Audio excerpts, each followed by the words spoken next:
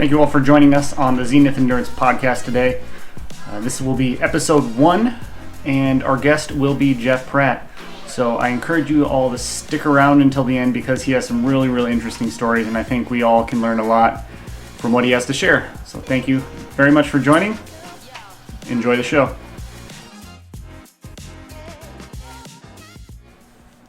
All right, welcome everybody to the Zenith Endurance Podcast. I'm Derek Edel. I'm Rod. And today joining us will be Jeff Pratt. For those of you who don't know Jeff, he is a trail ultra runner. You'll see him out at Good Earth and around the different trails in the Sioux Falls and surrounding areas. And he recently was the winner at the Hitchcock 100.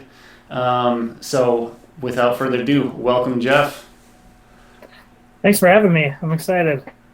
Yeah, so Rod and I are super excited to have you on, and we just wanted to talk a little bit about your experiences on the trails because we run on the roads.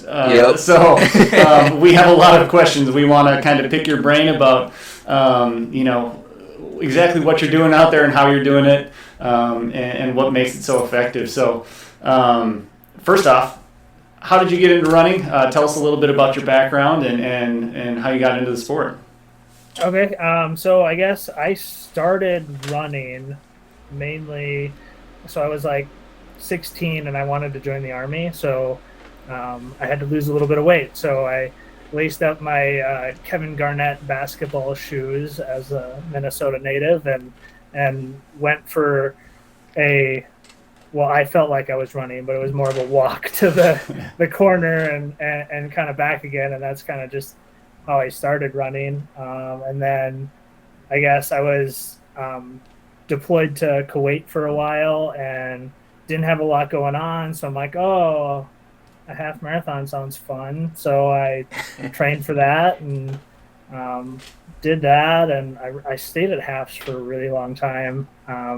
Ran a few fulls, and then I moved to Sioux Falls and wanted adult friends other than like my work friends, and so I heard about this group run on Thursday night. It's at Good Earth, so I'll go check it out, and I showed up, and that year I ran the Spearfish half marathon, which actually was, it's all downhill, but comparatively, I had like a 1:32 time, but I was like top 15, so that was like my best overall finish there. I PR'd at the Sioux Falls Marathon that year, and then I had my trail running influences that said, you should try this thing called Hitchcock 50. Like, ooh. 50 is a lot longer than a half marathon. Yeah. So I did that, and then things really escalated quickly. So that was 2019. So I really haven't been running trails a really long time, especially when you consider 2020. I actually broke my ankle that year. Oh, geez. Okay. And all the races got canceled anyways, so that was fine.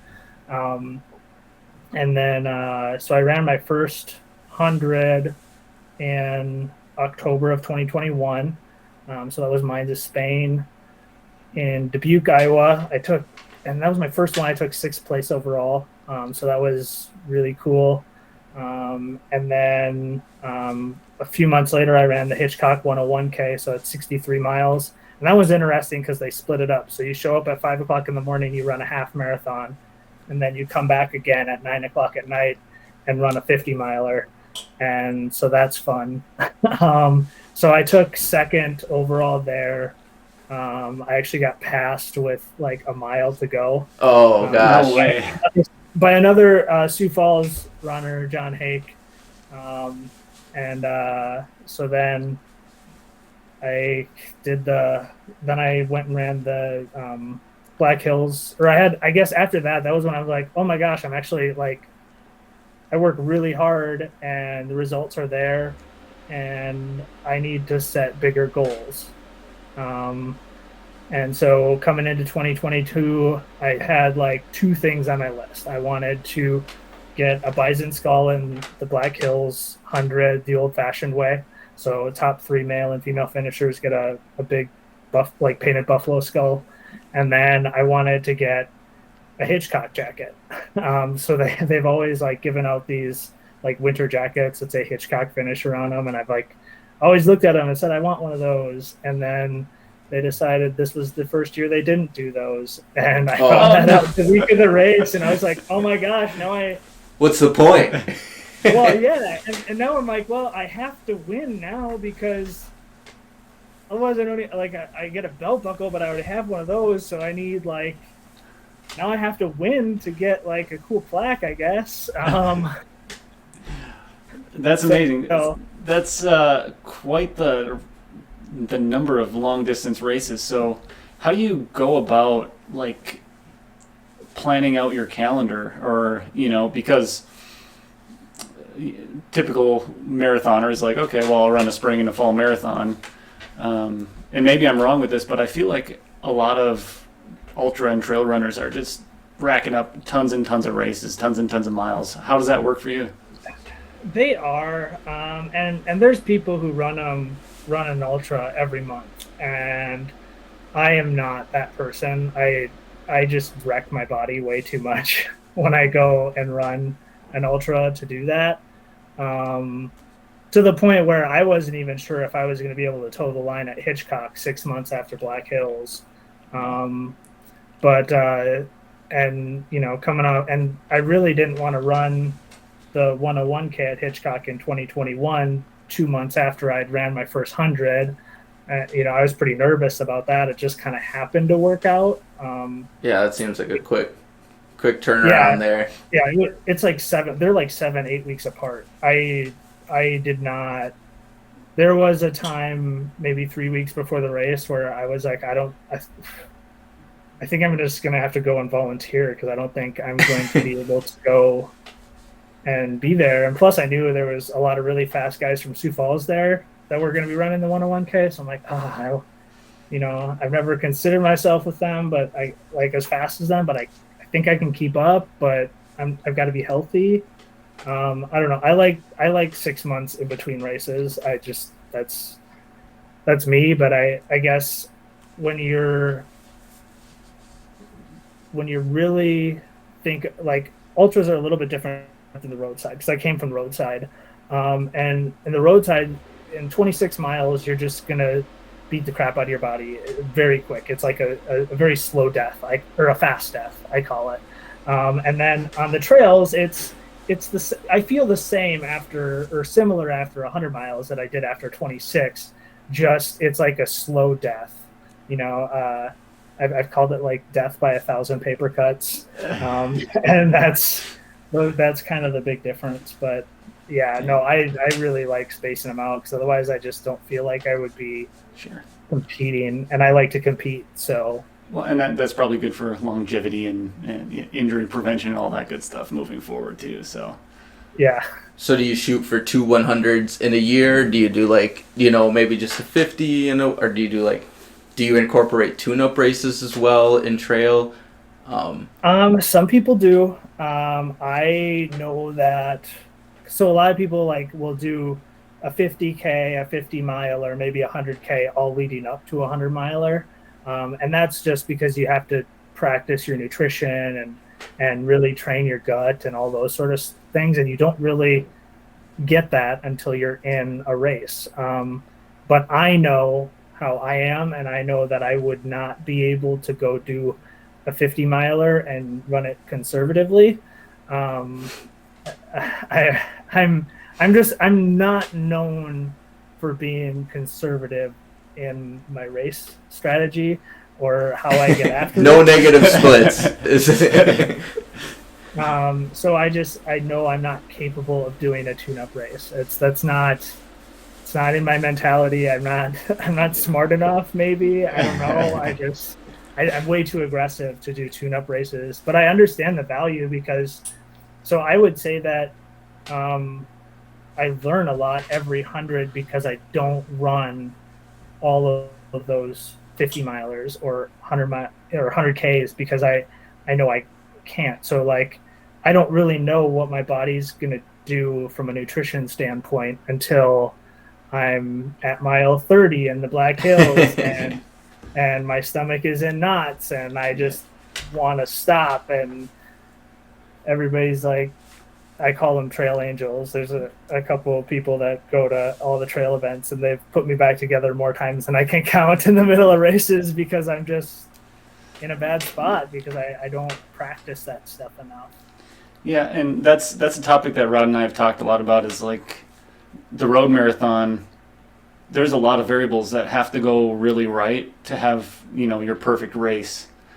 And I've had trouble getting all of those variables together myself. So I can't imagine that, okay, there's that much to handle for a regular marathon, let alone crewing at an ultra and, the weather and temperature and elements and altitude and all that stuff that goes into the trail ultra. So could you tell us a little bit about like how your planning goes and like, do you have a crew that you typically invite with, or is it kind of whoever's available, or how does that look? So there's a gal, Jess Walhoff. Yep. I'm sure you know her. So she's kind of been like my crew chief, if you will, at almost all my events, just because she's really good at it, and I just. Yeah, she's very, so and she knows me, like we've done enough training miles together and I've crewed her through a couple of races. So we've just logged a lot of miles together and that helps. Like she's not afraid to tell me, you need this and you need that and take this salt pill and take this and go. Like she just kind of knows my rhythm. And that's super big. On the ultra side is just having a crew that kind of knows what you need before you need, because your brain's not functioning. Yeah, you don't want to get to the point where you're bottoming out, and then you have to get back, Yeah, and if I'm trying to come up with a rational thought, that's probably not when I'm running, it's probably not a good thing because I'm not making super awesome decisions. So yeah, I mean, I have a pretty regular crew, but at the same time, and I always like to have somebody there that knows me or is trained with me a lot. Jess was running at Hitchcock. She's running the 101K. She's won it like the last 3 years on the female side. So she wasn't there. So I was like, oh my gosh, what am I going to do? Luckily, there's a whole bunch of people from the Sioux Falls area running club that run the main aid station down there. And John was there. So he's like, the guy I took second to, and I train a lot with him too. So he's like, you know what, just tell me what you need in your pack. I'll get you taken care of. So that helps a lot. And then I've always got, my brother's been at like every single one of my ultras. No way. And so he's paced me for 20 miles. He's, just kind of always been there to support me. So just knowing he's kind of like my, my safety blanket, if you will. I just really enjoy always knowing he's at an aid station. And then it's all in the details. So like when I go to a race, I have a whole spreadsheet that I do on Excel, and it's like, okay, so for Hitchcock, it was like, okay, this is the time I have to be at the main aid station in order to be on pace for a course record. Here's my goal pace. So this is when I'll be here for all of that. And on each stop, I kind of have it listed out what I want in my pack or what have you. This year I made a change on my packs. So traditionally I've always had one running vest. I moved to two. So that way I just swap vests and then the crew just kind of fills it up with all the stuff while I'm not there. And that really cuts down a lot of time. But then the other thing is 100 miles is a long ways. So there's a whole lot of time there for things to go wrong. But at the same time, there's on the flip side of that, it's a long race. So you have a whole lot of opportunity to kind of fix things along the way too. Yeah, I was actually just talking with Ben at 605 Running Company today, and I was like, Ben, if there's anything you want to ask Jeff, what would you ask him? And he said, well, being a road runner himself too, and I can relate to this a lot. He's like, in the marathon, it's really typical to hit the wall, the classic hit the wall at mile 20, whatever, and then you got to work your way through it. Well, for me, it's like if I hit the wall, I'm probably not going to achieve my goal, and then it's like, well, I just kind of got to jog it in. So tell me about your experiences with, hitting that wall, and when do you typically experience those lows, and how do you come back from it? Because like you said, you have a lot of time to come back from it. So how does that impact your racing and maybe your race strategy? So I guess I'm going to talk a little bit about Black Hills. So I had like my big fear in this race was that I was going to get lost, that I was going to take a wrong turn and I was going to get lost and it was going to mess up the entire race. And so I had that in my head the entire time. And so in that particular situation, and that race, mile 30 was really hard for me. I came in, I think I had taken on too much salt. I came out of the gate a little bit fast. And I was just like, I felt like throwing up at mile 30. And that is not the position you want to be in when you've got another, out there, you've got another, 75, 80 miles to go. And it's like, well, shoot, this is really messing with my strategy. So luckily I have a lot of people who are very much smarter than I am at aid stations. It's like, hey, take this mint. Mint will help your stomach. Like, just take this mint. And like, so my normal nutrition, like I had to throw it all out the window at mile 30. And so, okay, that's awesome. So for the next 7 miles, all I did was I had high chew candies and mints, and I was just trying to like steady my stomach and know like in 7 miles we'll reassess the situation. And I came back from it, it was like, oh, I'm starting to feel good again. And I hit the road coming into, so on that trail, you get off the trail and run into a town, into an aid station in Nemo, South Dakota. And so I get in there and I'm like feeling great. And the crew is like, oh, that's awesome. Like, here's a peanut butter and jelly sandwich. Here's, your normal nutrition stuff. And I'm like, hey, give me some Tailwind because I know that's kind of like going okay. So at least I'm getting some sort of calories. And so it's just this perpetual forward motion thing. And then right after that aid station, I ended up back in that aid station 5 miles later because I had taken a wrong turn. So in this situation, it was like, oh, I hit this wall and then I overcame it. And then, oh crap, now I'm in the wrong. Now I just added 5 miles onto the race. And I don't know how many people have passed me in this time. Like, I don't know. And so I got moving and I was really down on myself at this point. I was like, what's even the point? And in that situation, and at that moment, what really helped me kind of come back from that really bad place mentally was so I guess I rely on a lot of other runners and people who are, again, smarter than I am, but Barry Sackett, he's been running, his run streak is 13 years now. Yep.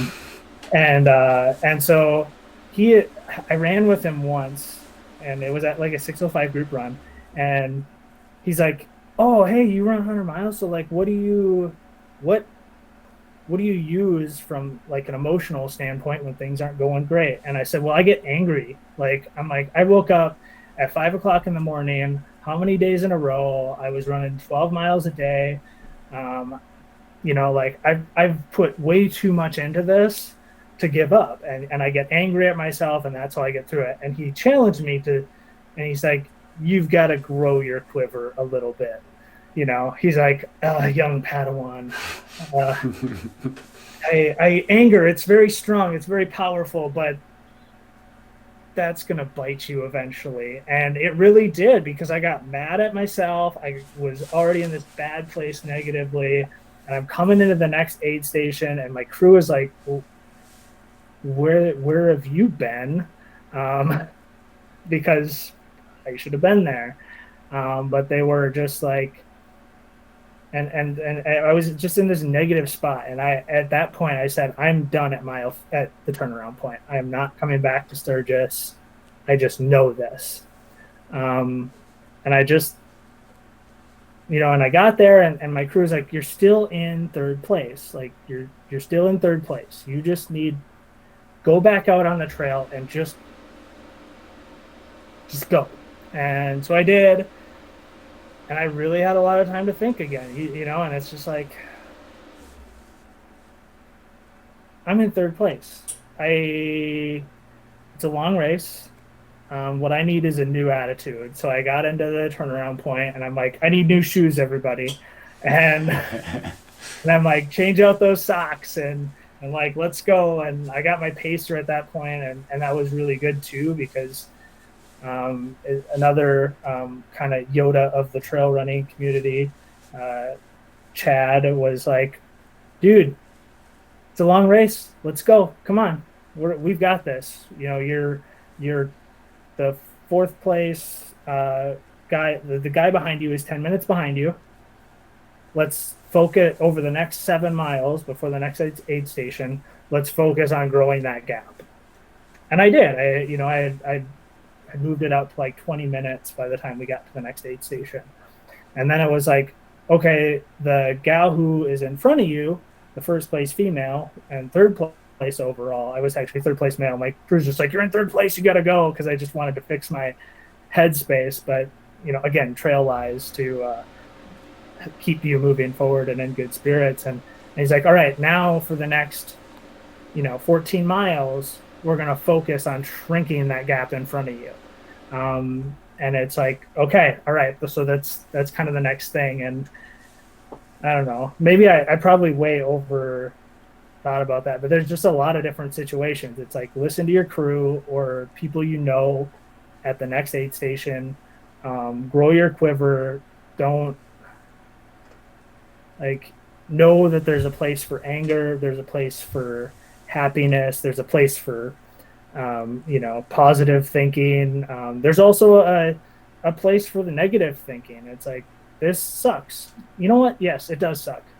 But guess what? Nobody feels great at mile 70. Like, everybody feels like trash. So buck up. Man, that's awesome. I loved that quote, like, grow your quiver, because, in my own training, it's been like, anger has been a driving force for sure in a lot of scenarios, a lot of letdowns. And so to hear you say that, it's like, okay, how can we distill that into something useful? And for myself, it's like, oh, I'm angry, so I'm just going to go run way more than I should, or way harder than I should. And then you end up running over your head, and it's like, crap. Exactly. I think as the event you're participating in gets longer and longer, in high school, maybe you're just running 800s in a mile, and then college, you get to 10Ks, and then after college, halves and marathons. There's more opportunity for that reframing in your race, and you just have to mentally, realize that 13 miles while you can do it fast, or 100 miles while you can move fast, there's a lot of time to adjust, to make changes that you can make, to make up ground, and to put yourself in a position to succeed, even if you didn't start off well. Correct. And kind of closing out the Black Hills story, Alicia Odie picked me up like 20 miles before the finish. She was pacing me, and she's a very mean pacer. To be fair, I also told her to be mean. I'm like, do not coddle me. I need somebody who's going to make me move. And she said, okay. So that's exactly what she did. And I I negative split the last 20 miles of a race that went over 110 miles long. That's crazy. Like, there's also something to be said about shut your brain off and just like tell your body to shut up and deal with it. Mm-hmm. We'll figure it out at the end. Like, that was also a race where I spent like the next 3 days puking. Like, worth it. Well, so literally, so it was really funny. Some trail friends invited me down to Newton Hills for like a quick like run and like some camping or whatever. And one of some of them had brought their kids, and one of their kids was like, "I saw you throwing up at the end of a race one time," and I'm like, "That tracks." Like, every race, that's me. I'm the one in like the big puddle of goo that's just existing. Confession, for me, it's not puking. It's I cry after every one. So everybody's got something. So I feel like I missed out. Like after I finished my first 100, like I got done and I was like, okay, cool. I'm gonna lay down and I just want to put my feet up. But I was like, okay, that was cool. Like there was not this big like emotional moment, and there's so many people after hundreds or other races too that it's just like this big like spiritual experience to finish one, and I feel like I haven't had that, and I always feel like I miss out because I don't have this big emotional response. Yeah, there's such personal accomplishments in such public spaces that you just have to like, it's weird. Yeah, but I want that. I'm like, I want to cry at the end of 100. Like that's what I like. But it's never there for me. Do you think it's because you're so exhausted, or do you think it's just like there's just a flip that's not switching for some reason? I think I'm just so analytical about my running. Like after Hitchcock, for instance, I was already running through everything that I could have done better. Like I'm just picking apart my race so quickly that, like, I mean, who gets to the end of a race and just like asks what their splits were over the entire race? Like, right. Well, and so Hitchcock is special. So this year they actually had electronic timing, and they had a mat at the 12.5 mile point and the 6 mile point. So like you could get actual like hard splits. And so I'm like, give me all the data. Like, and another person from Sioux Falls is like, you're not throwing up. What went really good? And kind of talking through that. And I just immediately go into this analytical mode.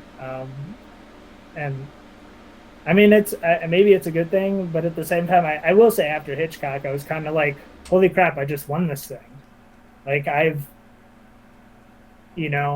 for me, I feel like maybe the emotional thing happened a little bit later on the Hitchcock side, because I did feel a little bit of emotion after, as I was laying in bed in a hotel, like just trying to feel good enough to drive back to Sioux Falls. I was like, holy crap, I did this. Like there was, this chubby kid in high school who just wanted to join the army, who nobody thought he could do that. And, he decided to run a half marathon and nobody thought he could do that. And like, so there, I mean, I will say I eventually get there, and Hitchcock finally winning one was kind of that, oh my gosh, I did this. It's a validation for sure. Yeah.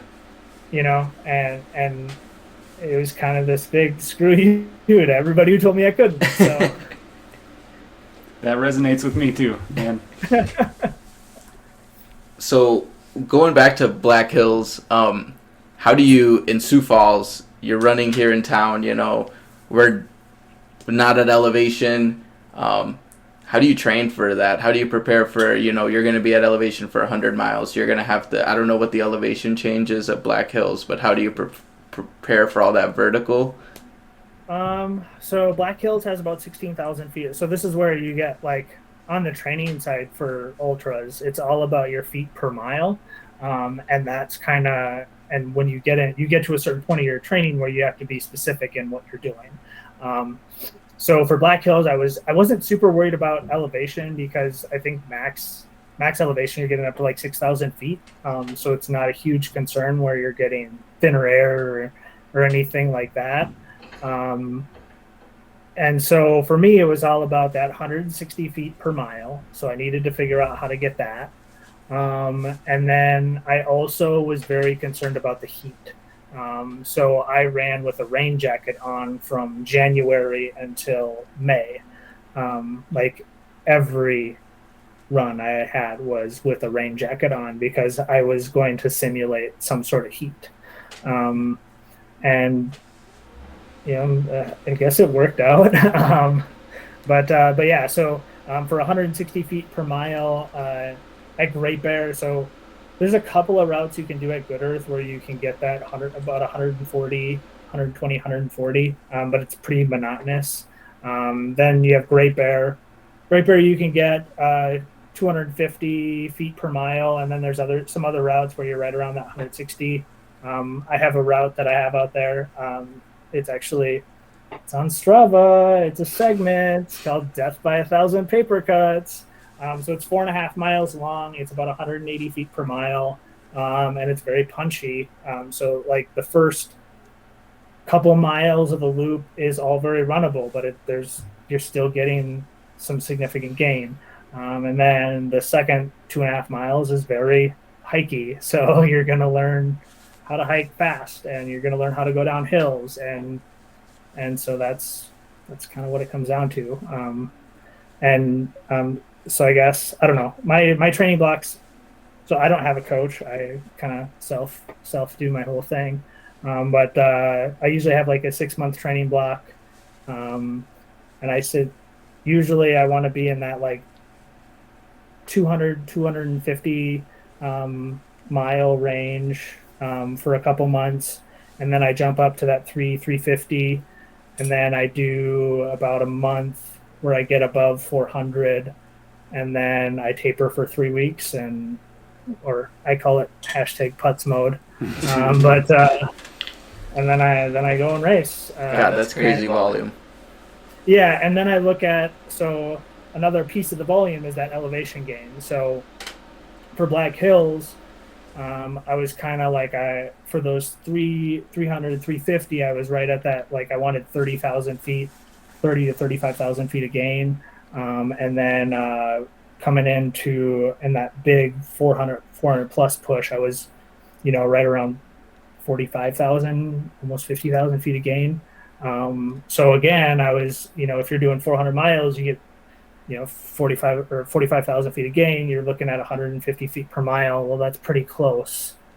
You're getting a lot more and more specific as you look at it. And so when you're, running that 400-mile month, what does your long run look like, or do you do back-to-back long runs, or how do you structure that? So another thing, interesting part about my training is I don't really run further than 20 miles. I guess as I've gotten faster, so I'm right around that. It's a 4-hour time is what I commit myself to for my primary long run. And as I've gotten faster, it's gotten longer. Mm-hmm. And then I back it up with another. Going into Black Hills, I was doing 4 hours on Saturday, 4 hours on Sunday, sure. And usually I'd have like a 2.5 to 3 hour run on a Friday night. So I kind of like get really high volume there in that weekend punch. How does that fit into your life? I have a very forgiving wife. So that helps. I also, so like during the work week, I do a lot of split runs. So I'll go, I work from home now, but when I was working at the office, I could go and get, 6-7 miles on the treadmill, or, run around the office building and grab a shower in the gym. And then after work, I'd go do, another 90 minutes. Like you can kind of split it up that way. And that's kind of a European style of training for ultras. A lot of Europeans look at Americans as nuts because we do these really long training sessions, and they're like, split it up. It's fine. It's all about total training volume, and I kind of adopted that as a very kind of do what you can when you can, and then I also don't. I mean, those big volume weekends, there's probably 2 of them. So, hey, wife, we're gonna get all your friends together in a town in Sioux Falls for this weekend, and you go do that. I'm just gonna go do this. Is that cool? And it's all about forward planning. Does she ever help crew you or participate at the races? So the first ultra she went to was Hitchcock 101K, and again, it's all ran in the overnight for the most part, right? And it's in December in Omaha, which it's cold, and so they don't allow crews in the main building either. So it's like, it's cold, it's in the overnight, it's horrible. I told her, I'm like, don't go to this, but she did, and her exact words were, I am never going to an ultra again. Like, I am never doing that. Like that was horrible. And I'm like, yeah, it's pretty horrible at Hitchcock, but have you heard of this thing called the Black Hills?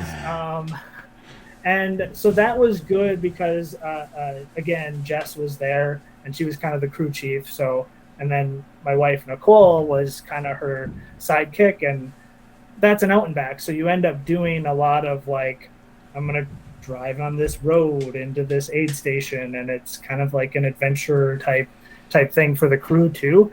And she really enjoyed that. So she's been to 2. We'll probably get her to another one, but she doesn't like loop courses, so I'm guessing it's out and backs or bust. Yeah. So awesome. Yeah, it's important to have good people around you, that's for sure, and opens up a lot of doors for training opportunities to have somebody behind you, that's for sure. Oh, definitely. And you train a lot too. I mean, I also probably overtrain, to be honest. A lot of people would, say I overtrain, but time is time, and it takes time away from the family, and that's hard. But I also have this weird obsession with 100-milers and belt buckles, so I need to do that. And it makes me, when I started doing the high volume stuff, it was because I was running my first 100, and I was very nervous about that. And I'm like, well, I'm going to go run miles, so I would like wake up at 4:30, and I'm like, I'm just going to run until work starts. Like, I just need to do that. And then I'm going to get off work, and I'm going to run more, because that's the only thing I know to do to make it okay that I'm going to run 100 miles. So look where it got you. Yeah, well, and then you get smarter after that. It's like, okay, well, what I have to do is let's break this up and actually build a training block and figure it out from there, which I did, and it's a lot more manageable. I mean, so a 400+ mile month, that's just over 100 miles a week, or even it's under 100 miles a week. But you look at that's 15 miles a day, right? And so you break that down, that's 2 7.5-mile runs. Well, if you're not doing a whole lot of elevation, just a couple hills, okay, that's 2 hours ish most of the time. And then you get your longer stuff on the weekends or what have you, but it's really not terrible if you wake up an hour before work, go get something done, get an hour in over lunch, and it just kind of works out. So what was the shoe that you wore for the Hitchcock, or what were the multiple? How do you rotate through them? How do you decide when it's time to change and all that? So at Hitchcock, Hitchcock is notorious for getting some gnarly weather, and so even if it gets just like a dusting of snow, it turns into a skating rink. So I was really planning on wearing the Mafate Speed 4s from Hoka the whole race. But then my feet were really weak going into this race. So I got to work on that. But they hurt at mile 50. And so I'm like, you know what? I'm going to throw on, the trusty Speed Goat 5s because, they just have a lot of cushion, a lot of protection. They're light now, so it's not like the old Speed Goat 4s or 3s that were like tanks. Yeah. And so they're manageable, and it's like, and the other thing is after 50 miles, you're kind of, you have to be comfortable because no matter what, you're uncomfortable. So if you can fix one problem, that's a good thing. So I switched over there. Black Hills, I used Tecton X's. I'm a really big believer in the Tecton X's.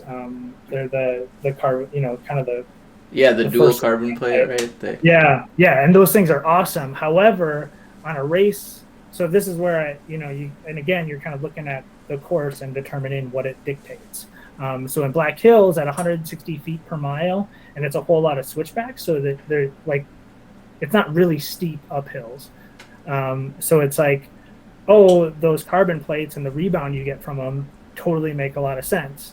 If I run in Tecton X's at Great Bear, coming down those hills, I'm clunky because it's too much rebound. Like, it doesn't work.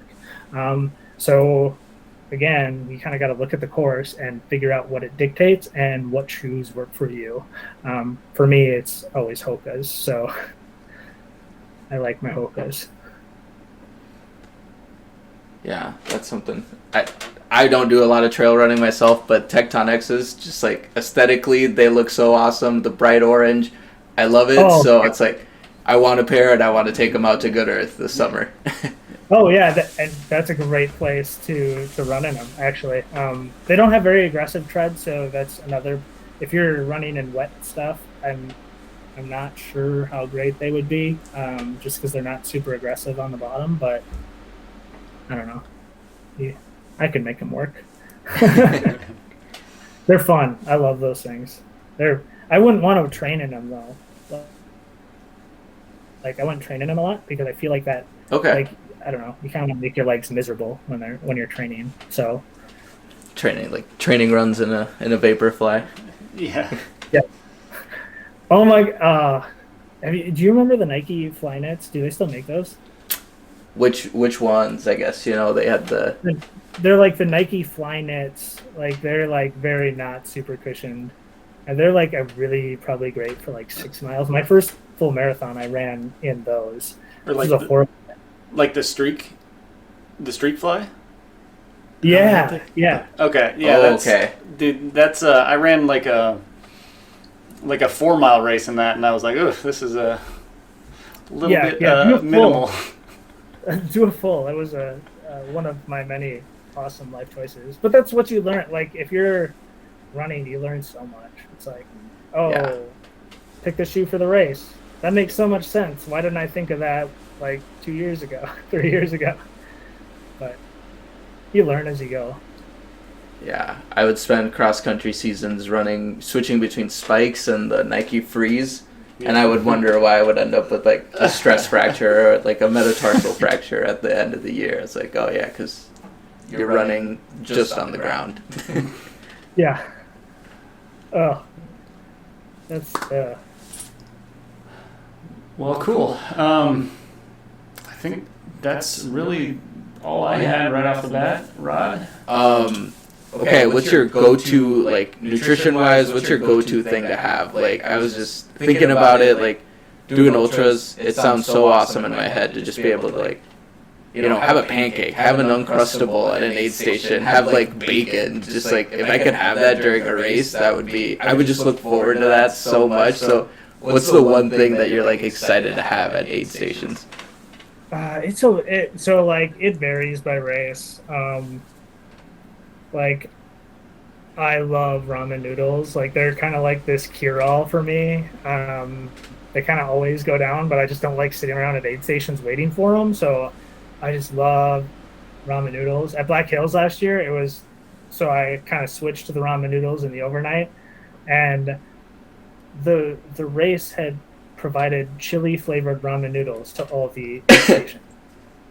Like, it was the worst ever. And when you're at the front of the pack, like, I know this is like front of pack problems, and like, And so like I'm coming up to these aid stations, and they didn't really know I was coming, so they weren't ready, so they were cold. So I'm eating like cold chili flavored ramen noodles, and I'm just like, this is horrible. So for like 2 weeks after the race, I went to the store, I bought ramen noodles like I was in college again, and I'm like, I'm eating some daggone chicken and beef ramen noodles. Like, this is my lunch because this is what I wanted. So yeah, there's that. And then so my first ultra, the Hitchcock 50, they came out with these like breakfast burritos at like 3:00 in the morning, and I could not get enough of those. I was like leaving every aid station with like one in each pocket, one in hand. I was like eating 3 breakfast burritos. Oh god, that sounds awesome. Yeah, like just like give it to me. So yeah, there's that. A lot of people make this like mashed potato slushy with some chicken broth. So you take mashed potatoes and you mix it with chicken broth, but you make it really thin so you can kind of like take a shot of it. And that is, oh man, I tell you what. Sounds rejuvenating. Yeah, have that at the Thanksgiving meal. It's fantastic. I don't know why Thanksgiving isn't just like everything from an ultra aid station. Like, oh god. Yeah. So post race, what do you eat? Well, I usually can't stomach anything, so like, but I just really always want pizza. So like, I kind of have like a pre-race ritual, which involves pizza, and then like a post-race, which whenever I can finally eat again, it's like, give me some pizza. All right. Like that's my jam. Of course, there's also been situations like after Black Hills where I didn't eat anything for 3 days because it was all coming right back up. So my only calories there were ginger ale, which I don't know. Yeah, that's tough. So funny story. We're talking about nutrition. So my first 100, Jess was pacing me, and so like again, brain isn't totally firing on all cylinders. This is the last 20 miles, and I get really lazy. I know, right? You're running 100 miles, you get lazy, and so like just eating sounds like this impossible task that like I just don't. Like, I do not have the energy to eat. Are you kidding me? And so she asked me, and she's like, hey, have you ate? And I just didn't respond to her, and like just keep trucking along. And she's like, hey, maybe you should have a Cliff Bar. Nah, I'm good. And she's like, okay, you've got like 10 miles left. Like, you should eat something. No, at the last 8. So I came up. I was so lazy.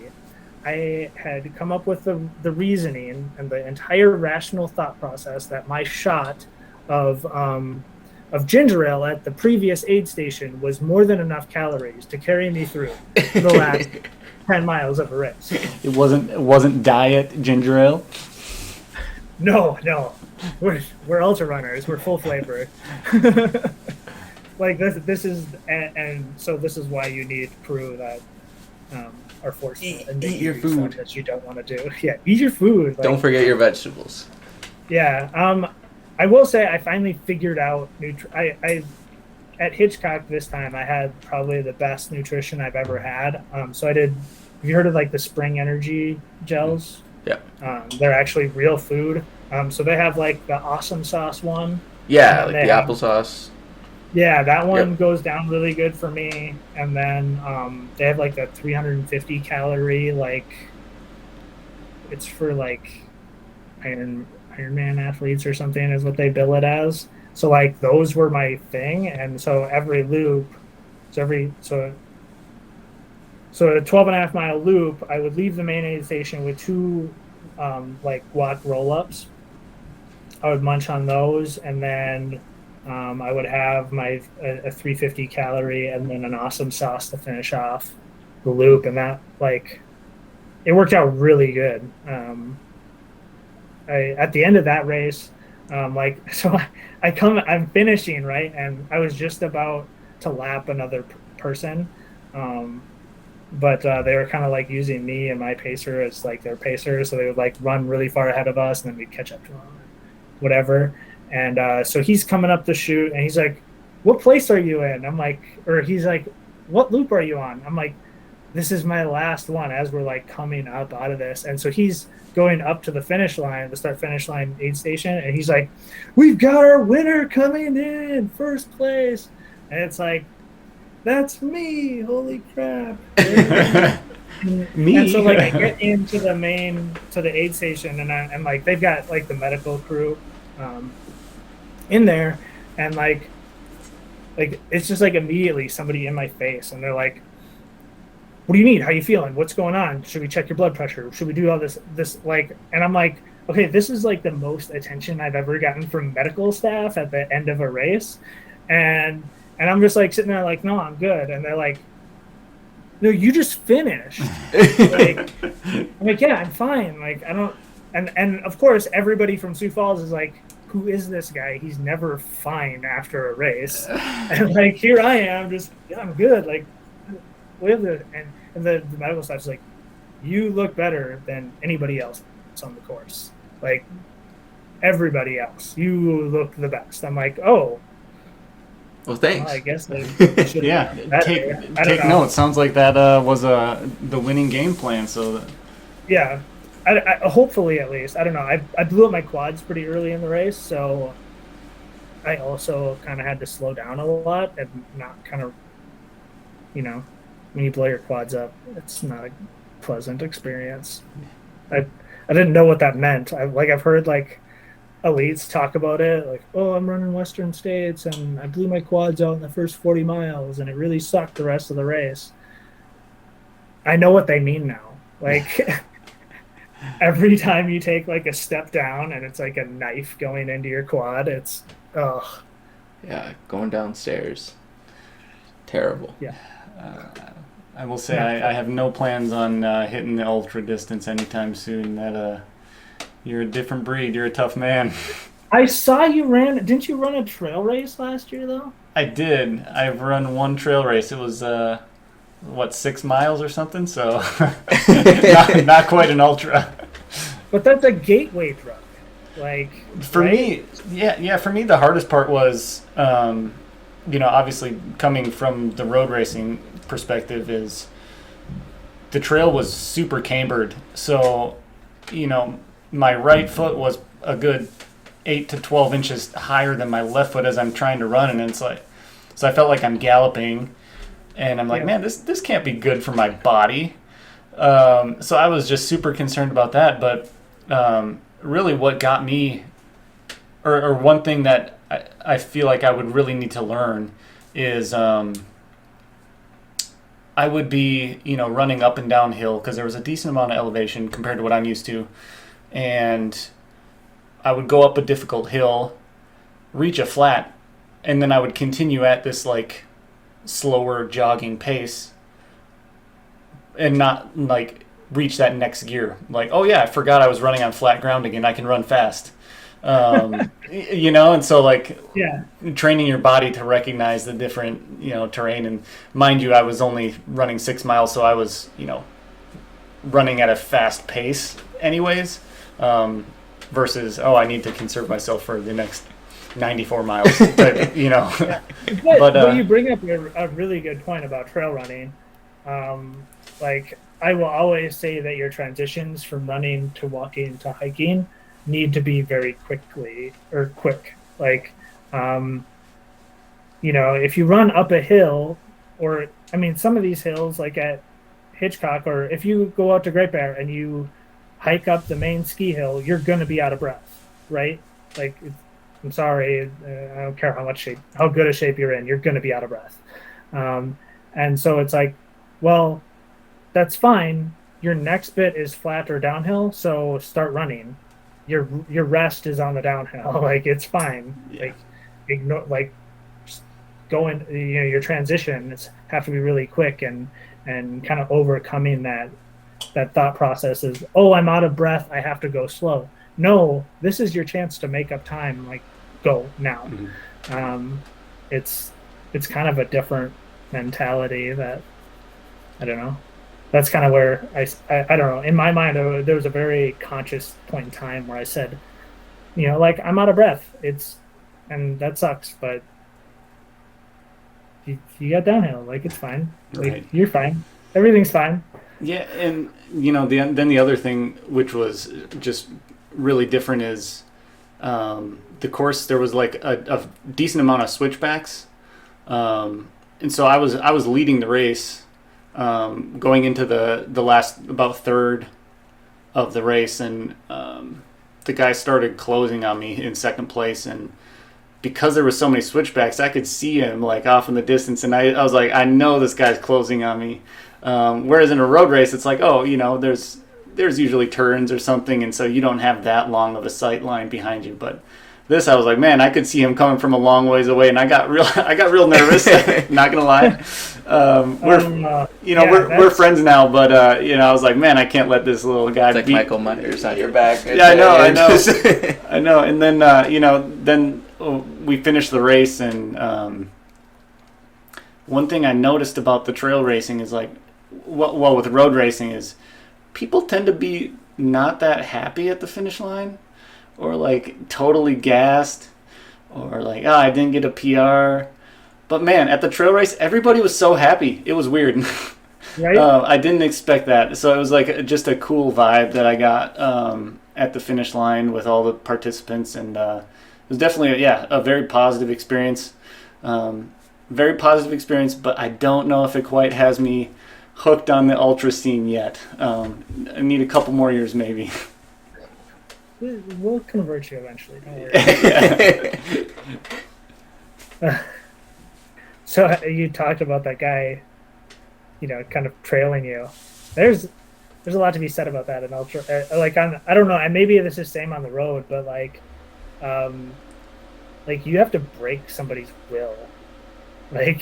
And so if somebody is following you and they can see your headlamp off in the distance, or like they feel like they can catch you, you're in trouble, because if they have hope, you're going to run over your head trying to run away from them, and they're going to have the hope to push themselves through all of that. And it's happened to me. I don't know, finishing second in a race is terrible. Like, you want to talk about like lighting a fire under your butt? Like, finish second. Yep. Yep. And yeah, no, it's like, and so I don't know, on the ultra side, we play like a ton of mind games with each other. So if you're leading a race, you're coming out of an aid station, like shut your light off for a while. Like, you don't want people to see you. It's like when you're training, you see all the other people that are going to be in a race. So you get ultra sign up, and it's going into the race, and there's kind of like 5 or 6 people with higher rankings, and like all of a sudden you're looking at their Stravas and seeing how their training is going, and you run in, like your friend runs into somebody who's like at a group run over on the western side of the state, and it's like, oh, how's that person's training going, and figuring out like what their mind state is, and like figuring out how to break them, because so like even at Hitchcock, so I had people spotting for me, like, how far back is the next person? Is it growing? Is it shrinking? Do you know if they have people spotting? What's their like? What are they looking like when they're coming into the aid stations? How do they react when they hear that I'm, however far ahead of them? Like the guy who took second at Hitchcock, like he had actually called his wife and was like asking, how far ahead I was and whether he could slow down or not. And it was like, as soon as I heard that, I was like, nice. Yeah. Like, I broke him. Yep. You know, and that was literally what I was thinking about the entire night and entire day was I need to continually grow this gap so that he never thinks he can touch me. Like he is not allowed to have hope in this race. And that sounds cold, but I don't know, that's how. I mean, you know, I appreciate that perspective. Like that's the mindset of somebody who's a winner and, you know, is built to win. Because I feel like really on the road, it's like I don't experience like rivalries or anything like that. It's all like we're all chasing times for the most part, you know. And I think with the trail aspect, the way you're describing it, sounds like, man, it's like you just go out there to win. You're out for blood, no matter what, you know, like to beat these guys. So it sounds like a little bit of a different dynamic. That's really interesting.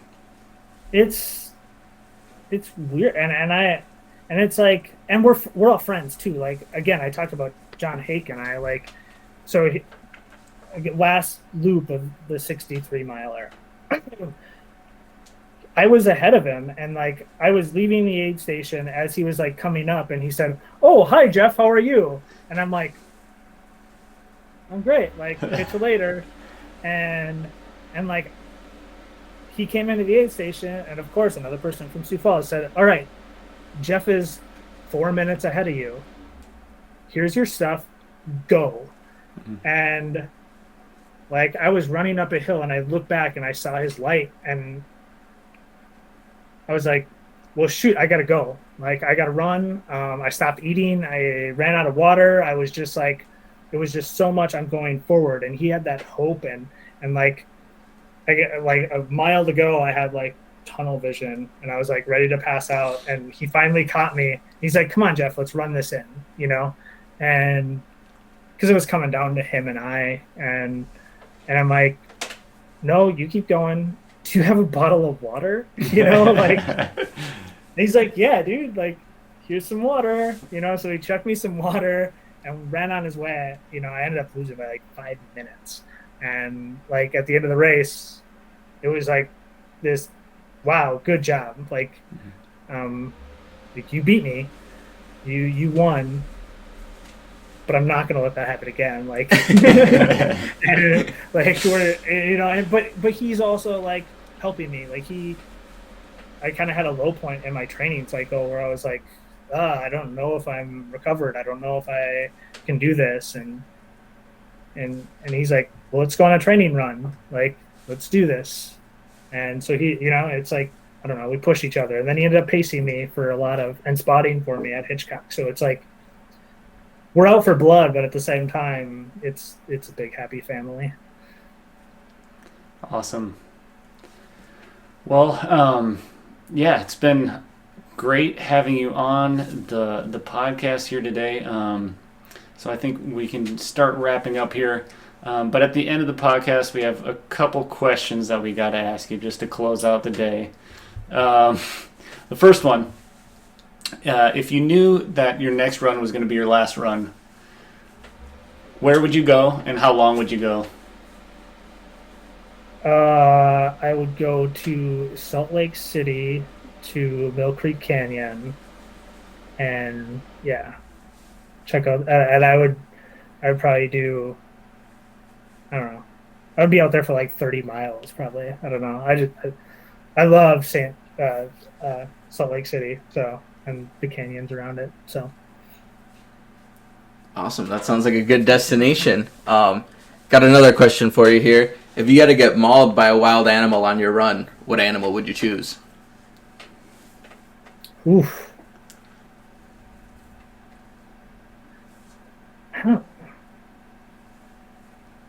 Mauled by a wild animal. I'm gonna go with a bear. You know, like, bring it on. Yeah, like I feel like I'd have a chance to like fight a bear, and so, like, and that would make for a really cool story. Like, I got mauled by a bear. Ultra runner attacked by bear, fighting over Honey Uncrustable.